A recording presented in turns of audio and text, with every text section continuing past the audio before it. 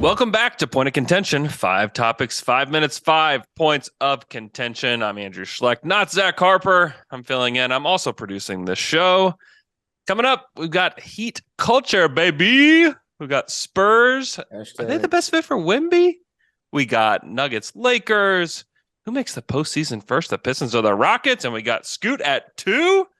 Subscribe to our new YouTube channel by searching The Athletic NBA Show or just click below where you see our name on the YouTube screen. Also, subscribe to The Bounce, a free NBA newsletter from The Athletic. You can sign up at theathletic.com/thebounce. Today is May 18th, National Marvin Day. Jay, do you have a favorite Marvin? Maybe Bagley, Williams, Gay, the Martian? Definitely not Marvin Bagley. Let's go with Marvin Williams. He seems like a really good guy. Okay. And he had a good career. He was supposed to be like a superstar and never became that, but he had a productive long career. Yeah, he had a very Jeff Green career. Also, it was very sad when Kemba Walker wanted the Celtics to sign Marvin Williams and they didn't. And he was alerted in the locker room, and it was like one of the saddest things I've ever seen. Oh my God. He was so disappointed because I think he thought they were getting Marvin Williams. And who do you sign with that year? The Bucks, I believe. Yeah, I think that's right. I think that's right. And one of the reporters told Kemba, and it was the only time I ever saw the guy sad. So Marvin Williams. It's a great story for Marvin Day. It's a great Marvin story. In this corner, he covers the Celtics. He used to be the president of the Dylan Brooks fan club, and he awaits the arrival of Cooper Flagg. It's Jay, Sacramento King. Jay, is there a team that you just did, if you were Wemby, that you would refuse to go to? Let's say a particular team drew number 1. Is there a team that you just say, nope, not doing it? I'm Victor Wembanyama, not going. San Antonio. Oh, yes. Let's get into it early. Yeah. I wouldn't be going to San Antonio. No. And I don't think he thinks that way. I think he's excited to go to the Spurs for whatever reason. Maybe he's got some Greg Popovich love. Maybe the Tony Parker connection is driving him to want to go to San Antonio. I believe he was excited when the Spurs won the lottery, but me? No. Sorry. Respect to Greg Popovich, but I'm not doing it. I'm not going to San Antonio. I'm not playing with the guys they got there. Nope. I'm out. I love it. And in this corner, he now covers the Heat permanently because the Heat are never losing a game ever again. It's Will Guillory. Will. Oh, wow. I missed a Stevie Francois because Steve Francis was the one who I would have been Stevie Francois. You would have been Stevie Francois in this situation. Will, would you have refused to go to any destination if you were Wemby? Oh man, I think I might have been Houston. I'm just so out on everything Houston and just that culture, and just everything they got going on. They got a bunch of guards who hate the pass. I would have just been really angry watching Wemby jog up the court and looking at KPJ jack up 3-pointers. That just would have hurt my basketball soul. So I'm glad. I think he was happy he didn't go to Houston. If you see the reaction going around on Twitter right now, and I agree with him that nobody wants to see him in Houston playing that garbage brand of basketball they play out there. And yeah, I guess I gotta be since Zach isn't here, I guess I gotta be the obnoxious Heat culture guy. So I'm stepping in, I'm filling the void. I'm giving Eric Spoelstra all the praise. So I'm ready to step in and do my job this pod. Well, that's a great transition because that gets us into take 1. Heat culture takes game 1. Jimmy Butler and the Heat took game 1 of the East Finals in large part by outscoring the Celtics 46-25 in the third quarter, with Jimmy and Max Strus combining for 25 of those 46 points. Jimmy Butler was the best player on the court last night. 35 points, 5 boards, 7 assists, and 6 steals. Holy smokes. Jimmy was asked this post-game. Jimmy, I would imagine that you don't feel like an 8 seed. You and the Heat. That you don't. This doesn't feel like you're climbing mountains and knocking off favorites and all those kinds of things. That's a question. Well, it's a start of a question. Oh, okay. Well, what's the question? Just the question is, how does this feel to you guys? What you have done so far, and if you go back all the way to that night against Chicago in the play-in, did you think then that something like this would be possible? Damn right, I did. Damn right, we did. And the best part about it is we still don't care what none of y'all think. Honestly speaking, we don't care if you pick us to win. We never have. We never will. We know the group of guys we have in his locker room. We know that Coach Spo puts so much confidence and belief in each and every one of us. Coach Pat as well. And so our circle's small, but this circle got so much love for one another. We pump constant confidence into everybody. We go out there and we hoop. We play basketball the right way, knowing that we always got a chance. Jimmy's got supreme belief in his squad, and rightfully so. They're in the East Finals, surprisingly. But Jay, was last night's win more about how the Heat played or the lack of adjustments, aggressiveness, spacing from the Celtics? The Celtics thought this was going to be sweet. They thought it was going to be sweet. It's the Heat. It's the Heat. It's Jimmy Butler. It's Eric Spoelstra. You cannot come out in the third quarter. And I thought it started even before the third quarter. Like right away, first quarter, they let Bam get to the basket a few times. They let Jimmy just walk into wide open jumpers. I don't know why Robert Williams was standing so far back in switches and not even trying to disrupt the rhythm at all. It started early, and then third quarter, they come out like you know what? We're up 12 already. It's 71-59. This game's over. You know why it's not over? Because it's Jimmy Butler, because it's Miami Heat, because it's Eric Spoelstra.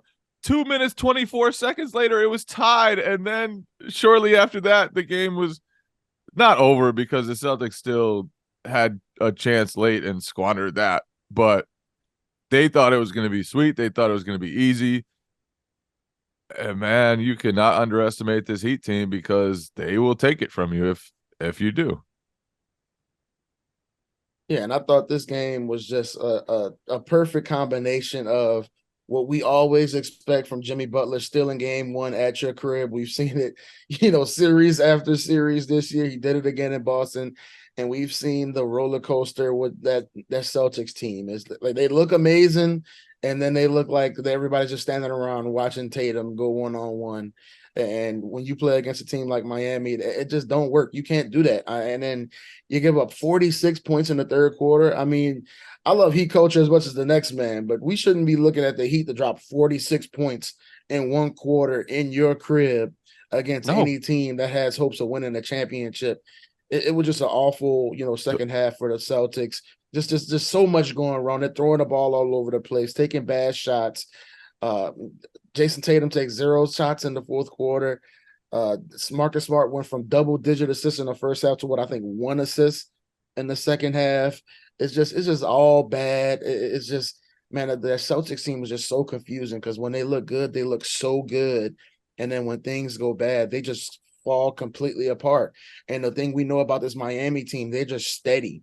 They're just going to keep coming at you. They're going to make their adjustments. They're going to find a way to get Jimmy going. And they're fearless, man. And they showed if you just sold just 1 ounce of slippage, you give them a crease, they're going to bust through that door. And now you're staring at a 1-0 deficit if you're the Celtics. And man, over the last 2 seasons, Jay, correct me if I'm wrong, they're now 10-10 in home games in the playoffs. I mean, if you're going to be a real championship contender, you're 500 at home in playoff games. And again, when Boston looks good, they look amazing. We've seen Jason Tatum drop 50 in a game 7. We know Jaylen Brown is an all NBA caliber player. But it's just, man, I just head scratching just the way they blow these games at home in playoff situations. The last play of the third quarter was unforgivable, utterly unforgivable. It looked like Al Horford and Malcolm Brogdon just had some sort of miscommunication where Brogdon thought he was supposed to be guarding Cody Zeller. Why would you switch that? Why would you guard Cody Zeller there? And then Kyle Lowry's driving the paint, and instead of recovering to Max Strus, who was a really good shooter, Brogdon goes to take away Cody Zeller at the 3-point arc. Why? What are you doing? Know the game plan. Know the personnel. Even if you had not even come up with a game plan, even if they had not scouted those guys for a second, do not close out to Cody Zeller. He doesn't matter. Yeah. Go to Max Strus instead. That's it. You just have to know. And if you see a bald dude with a face mask, you don't close out to him. I don't care if you've never seen Cody Zeller play. 100% of the time. 100% of the time. He hadn't made a three since April of 2021. And Malcolm Brogdon went to him instead of Max Strus. Like, what are you doing? Why? Jay, did the Celtics need to do this to themselves, though, to get themselves pumped up? Do they need to be behind? Is this how this is supposed to go?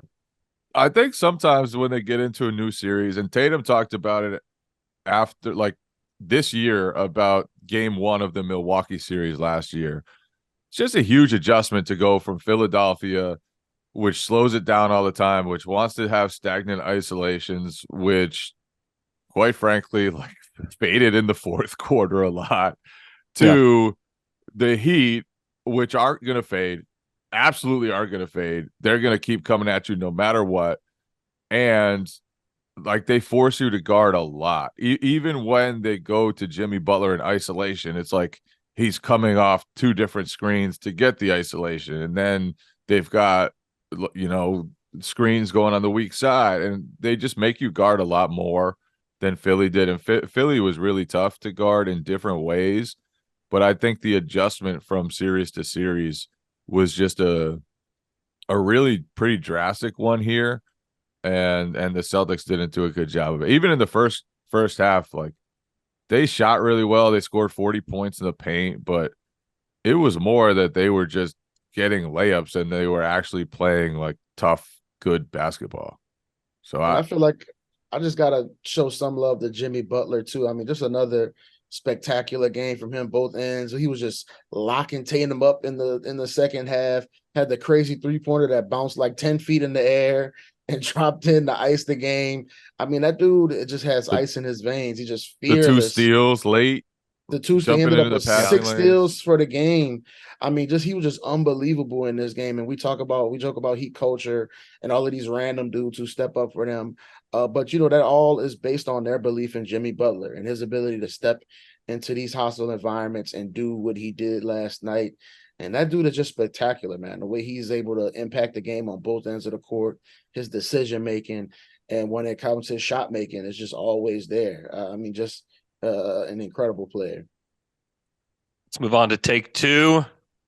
Wemby in the tone. Of course, when a generational player who happens to be over 7 feet tall comes available at the first overall pick, it's going to San Antonio. And they won the lottery Tuesday night. This is obviously a good fit culture-wise, coaching-wise for Wemby. But what is next for the Spurs? Will, if you're the Spurs, do you build this thing slowly through the draft over the next couple of years? Or are you trying to add to this team right away in free agency and through trade? As a person who's experienced this firsthand during the Anthony Davis era, the idea of trying to build up quickly and chase the playoffs just because you got a great prospect, it doesn't end well. I'm going to just let the Spurs people know. Try to trade for Drew Holiday and Tyreke Evans if you want. I promise you it will not work. Build this thing up slowly. Tyreke Evans. Oh, my God. It was rough times in New Orleans. I've seen some things down here. But no, I think they've been doing it the right way in San Antonio, building up with these young guys, not investing a whole bunch of money in the DeJounte Murrays of the world. Just get some young core pieces to build around Wemby. I think this is a whole different conversation. The way we're like turning Wemby into like the best player in the league before he even touches foot in America is crazy to me. I mean, you're right. It's crazy. He's not going to be the best player in the league. He's going to be the best player ever. Will, best player in team sports, best human since Martin Luther King. In team sports. I mean, it's insane. The dude is a teenager still. I mean, we got to let him grow up a little bit and figure some things out. So I think the Spurs have been doing things the correct way, letting young guys like Devin Vassell, Keldon Johnson, Sohan grow up slowly, figure out their roles. There'd probably be some pressure there with Greg Popovich. You know, the clock is ticking on the end of his career. I'm sure they want him to be involved in some type of playoff run with Wemby.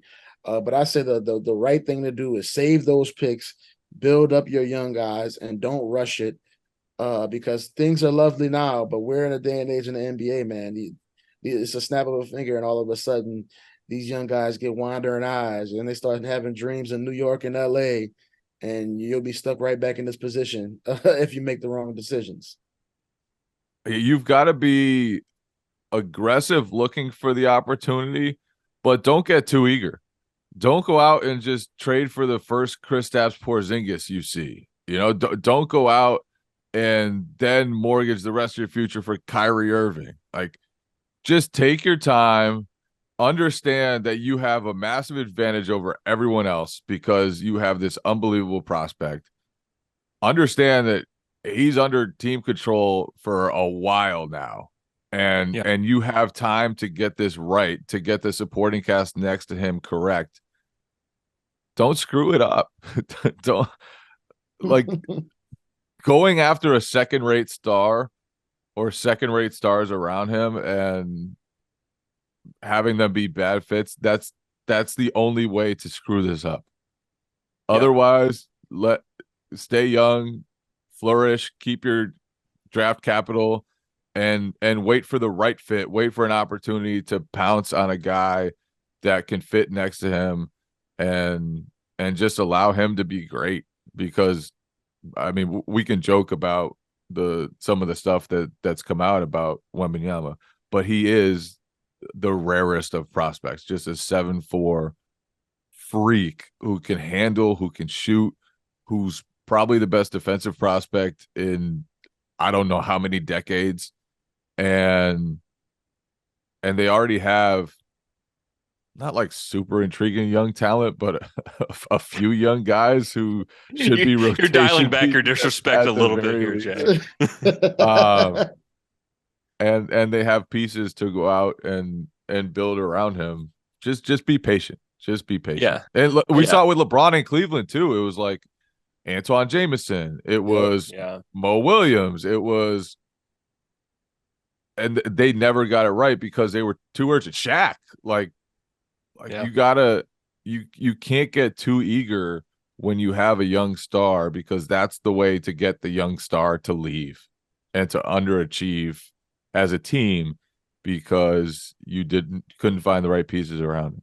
We've seen it in Boston. The best way to build around a young star is to get another young star to play with them. And I think that's the job for San Antonio. They got really good young role players there. They need that second star to put next to Wembanyama, and that's when they're going to be a real contender. As much as I like Sohan and Keldon Johnson, those guys aren't that. So they got to find that second guy, and the best way to do it is through the draft. We've seen it over and over again. But if I could just have one aside, I just want to, say tip a hat and RIP to the days where it was easy for sports writers like me and Jay King to skip the San Antonio trip, because none of us like going to San Antonio. I'm just going to break the news to y'all. We don't like the Riverwalk. We don't like that arena that is just in the middle of nowhere. I used to love just seeing I'm not going there. So we can skip that one. Now I got to go to San Antonio. I got to find something to do on a Tuesday night when nobody's out in the city, just so I can see Victor Wembanyama. So it was fun while it lasted, Jay, but now we got to go to San Antonio, I guess, and figure out what the hell to do.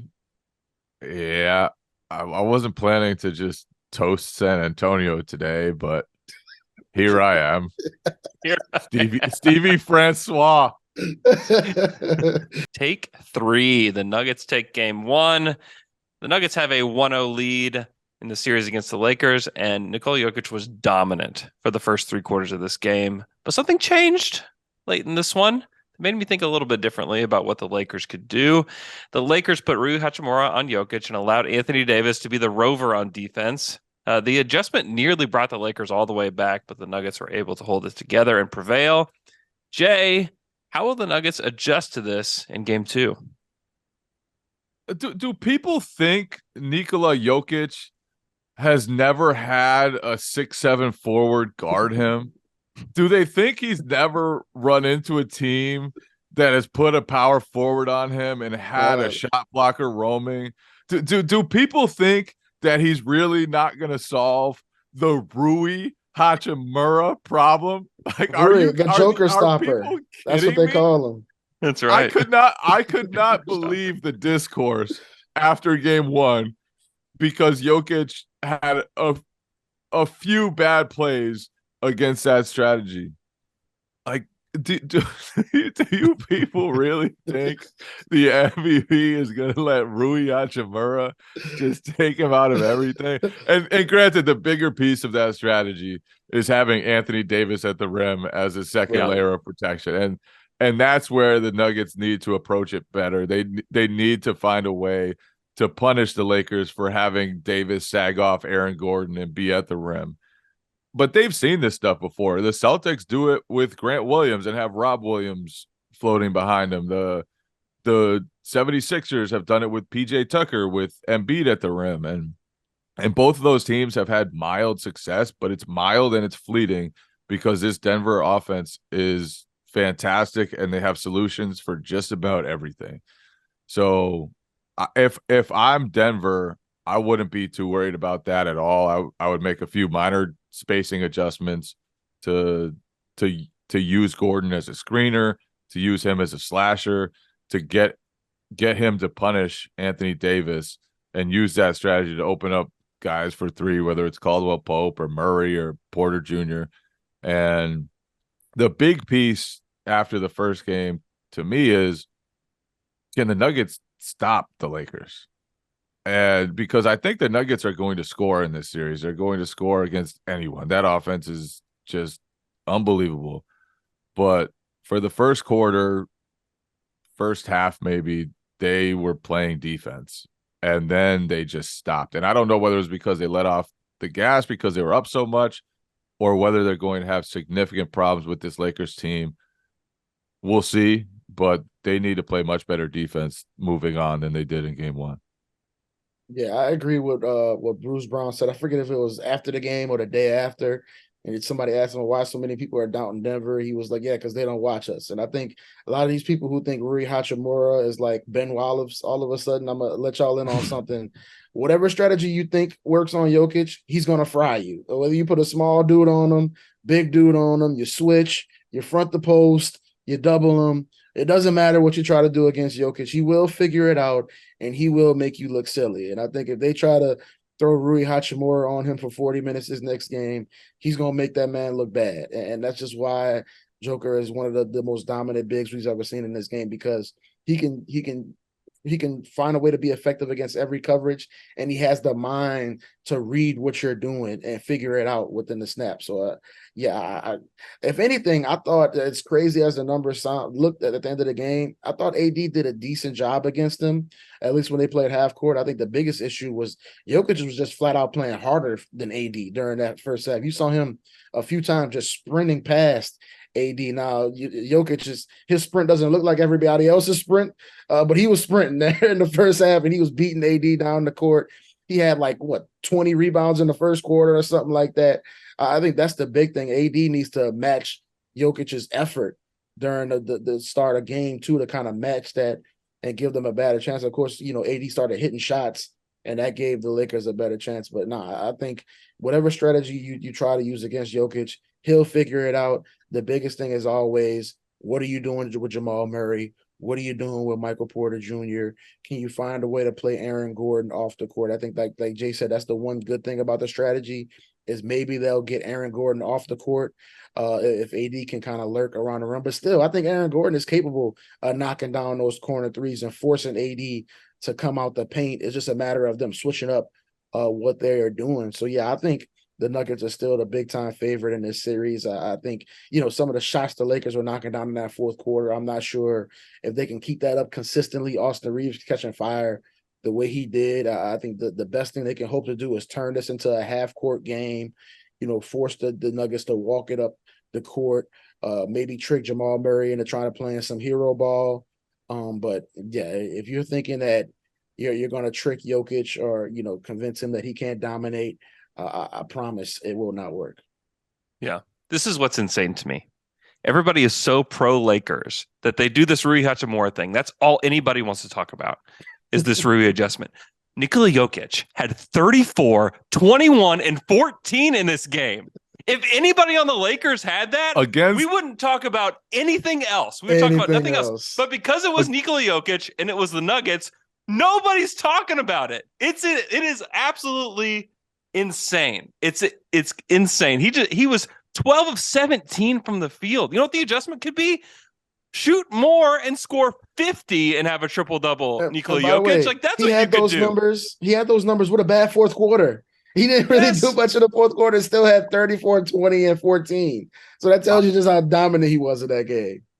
And he did it against the guy everyone was proclaiming the best defender in the world, and Anthony Davis. And he cooked Anthony Davis to the extent that they were like, nah. Let's see what Rui's got. Gotta try Rui. Let's see. And we're so pro Lakers that we like give the Lakers half a win after that game's over. It's like, you know what? I think the Lakers good. Lakers in 6 probably. Like my favorite part of this series so far is just how spicy Mike Malone has been. Yeah. Did you see his quote about D'Angelo Russell? Like, you know what's the storyline?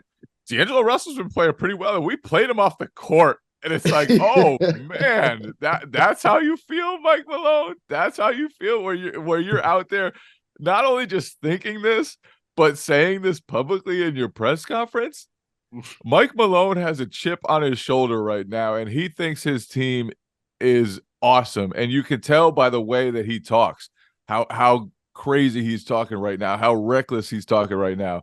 He believes in this team to the fullest. He doesn't care how much of a target he puts on their back. He thinks they're up to it, and you could tell. And he's always like that a little bit. He's a fierce competitor, you could tell. But man, I've never seen a coach be like, "Yeah, we played that dude off the court. Why aren't you asking me about that?" So good. Yo, if I had Joker in my corner, I'd be talking spicy too. I'll tell you that much. I'd be feeling real good about myself. But no, I love Michael Malone too, because he's one of the few dudes left in the league who will just kill his team in post game. He'll come out and say they played soft. He'll say they didn't deserve to win, and so many of these coaches are scared to say anything about their team.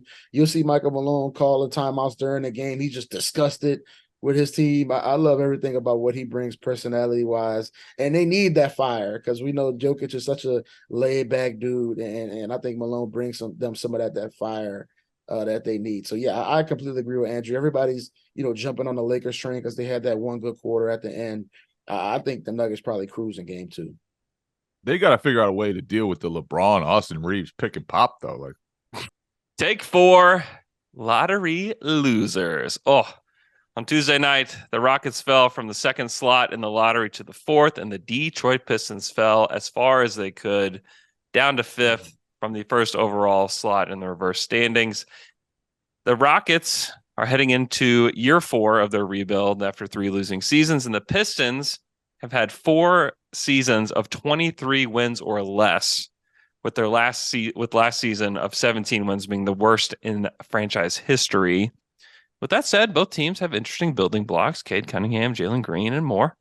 But Will, which team do you think gets back to the playoffs first, Pistons or Rockets? As I've said earlier in this pod, playoffs. Yeah. Let's start with the plan. Maybe we can set the bar a little lower for these dudes. But no, as I said earlier in the pod, I'm anti everything Houston. I hate everything that they're doing with that culture, the way that they play. So you could basically say anybody in the league, and I would have said them over Houston. But yeah, I just think it's just trash down there. They play a trash brand of basketball. They're building a team in a horrible way. I feel bad for dudes like Jalen Green and Jamar Smith. I really like both of those guys and what they do. But I just can't see them prospering in Houston. Maybe Ime Udoka comes down there and changes a few things. He holds some dudes accountable. We saw him do it in Boston, calling out Tatum and Brown the way he used to. But yeah, the what I've seen from those dudes, it's just not good. And I also just want to pour one out for my guy James Edwards. My man typed the word Wembanyama so many times over the past few months, and now he's looking at Jarris Walker life for the next 7 years. So shout out to James. Hopefully he'll figure something out down there in Detroit to write about because it's not great right now. This is a tough choice because these are two wretched squads that have just played some disgusting basketball Nasty. over recent seasons. I cannot believe what I'm going to say because I have been so disgusted by the way they've played basketball. It's despicable how many low IQ guys they have put in the same roster. I'm going with Houston. Oh, wow. no, Jay, Wow. I'm going with Houston. Is this a James Harden factor? Like, what's going on here? Şengün is good. Jabari Smith is good. Yeah. Jalen Green might be good. Tari Eason is at least useful. I actually think they have a reasonable core. We've heard the James Harden whispers, and we know Detroit ain't going after anybody like James Harden and getting somebody like that. They actually have a head coach, and Ime Udoka is good. And so that matters too. That's Who knows? helpful. Having a coach helpful. Detroit's head coach. as it turns out. So as much as I am shocked to say that I would pick the Rockets over another situation in the league, here I am. And I'm backing the Rockets right now. Wow. Wow. Wow. I would go Pistons too, just because I believe in Cade Cunningham. I think he's obviously going I'm to a have to big get on Cade the guy. court, but I think Cade is likely the best player on either of these squads. He's definitely the stays best healthy. prospect on either of the teams. Yeah. Yeah. And I just think his leadership ability, and because he is going to be a guy that has the ball in his hands, I think he's going to be able to control a lot for them. Now, if they can get some wings and stop bringing in centers, I think that they'll get it together. But this draft is like kind of important for Detroit. Like they really need to hit on somebody, whoever that is at 5. I think there are a lot of useful players in that range. There's no Wembanyamas or Scoots or anybody out at 5, but there's going to be somebody useful, and they cannot whiff on this pick. If they Killian Hayes this pick, it could send them into a longer tailspin than this needs to be. I mean, they're already heading into year 5. And I know that Pistons fans are like, well, technically it's year 4 because no, it's not. It's year 5. Okay. They cannot afford to miss on this draft pick. So I think that, Troy Weaver's got his work cut out for him over the next, month or so. And I think that's one of the more interesting things about this draft is I think it's very rare to see so many teams at the top of the board feeling pressure to win next year, whether you talk about Charlotte, Portland, Houston, Detroit, Orlando. All of these teams are picking the top 5, top 7, and all of them are looking at it like we want to at least be in the plan next year. We want to bring in some vet guys, and we're ready to win now. We don't usually see that with a team picking number 2 in the draft. But Charlotte, with their LaMelo situation, they're feeling some pressure to at least start putting some more wins on the board. We know Portland is feeling a ton of pressure right now with Damian Lillard. I think the most likely scenario is they probably trade that number 3 pick, right, with hopes of making a win now move. And we know Houston, they basically told the whole world that they're tired of losing and they want to bring James Harden back and they want to start winning again.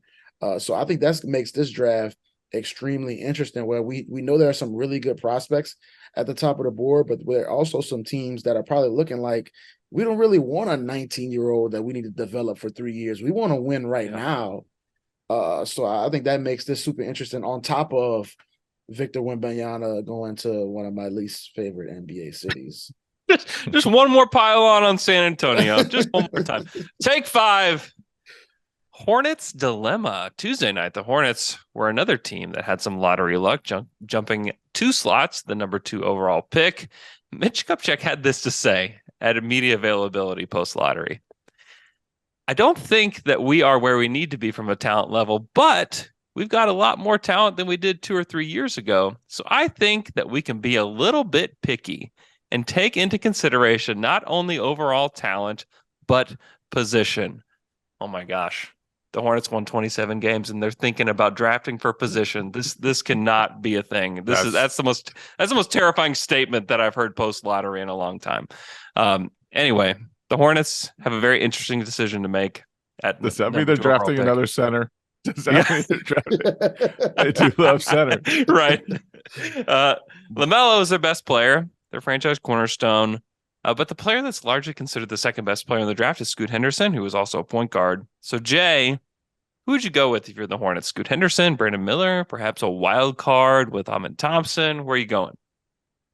I would go with whoever I think is the best. Wait, you're not drafting for a position at 2? Wow. Wow, no. They're ready to go, Jay. They're ready to go. Absolutely not. However, the person I think is the best in that spot is Brandon Miller. And I guess part of it is the position that he plays. It's more that he's 6'9", 6'10", has immense defensive versatility, can shoot, has some off the dribble game already, and he's very young, and guys at that size tend to develop that part of the game later on. I just think he's the prototype of guy that wins you games deep in the playoffs when you need the 6'10" guy to just shut down another team, get rebounds, run your offense. Those are the guys that win today. It's the super quality wings, the guys with tons of size. It's not the point guards who can't shoot.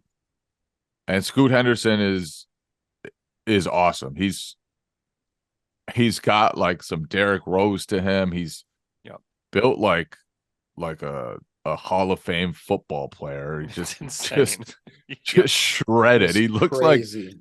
He looks like Shemi Ojale for those aware of the former Celtics draft pick. Let's hope he shoots better than Shemi Ojale. SMU great, Shemi Ojale. But to have a point guard built like Shemi Ojale is insane. Yeah. And there's a chance. And look, like Derrick Rose won a lot of games. Russell Westbrook won a lot of games.